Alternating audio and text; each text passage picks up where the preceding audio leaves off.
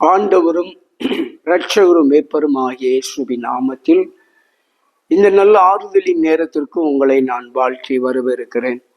கர்த்தர் உங்களை ஆசீர்வதிப்பார். கர்த்தர் உங்களை சுகமாக்குவார். கர்த்தர் உங்களை விடுதலையாக்குவார். நிச்சயமாக கர்த்தர் உங்களை எல்லா விதங்களிலும் தேடி வந்து விசாரிக்கிறவர். உங்கள் சூழ்நிலைகள் எல்லாம் அவருக்கு நன்றாக தெரியும்.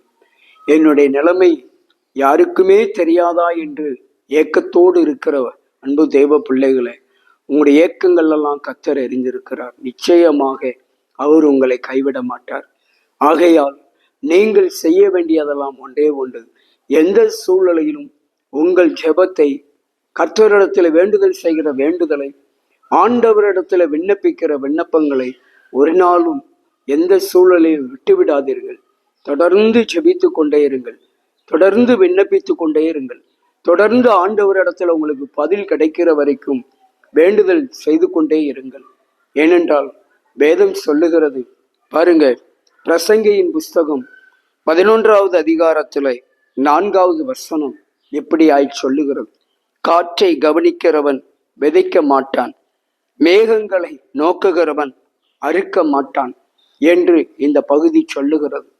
காற்றையும் மேகங்களையும் கவனிக்கிற மனிதன் விதைக்கவும் அறுக்கவும் மாட்டான் என்று இதில் எழுதப்பட்டிருக்கிறதை நாம் உன்னிப்பாக கவனித்து பார்த்தோம் என்றால், நம்மை சுற்றி இருக்கிற எல்லா சம்பவங்களையும் சூழ்நிலைகளையும் பார்த்தால், அநேக நேரங்களிலே ஜெபத்தை விட்டு, வேண்டுதல் செய்வதை விட்டு, விண்ணப்பம் செய்வதை விட்டு, ஆண்டவரை தேடுவதை விட்டு தூரமாய் போகிவிடுவோம்.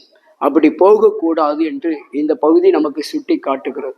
எந்த சூழ்நிலையிலும் ஆண்டவரை விட்டு நாம பின் வாங்கிவிடவே கூடாது. என்ன நடந்தாலும் பரவாயில்லை, எதையுமே பார்க்கக்கூடாது.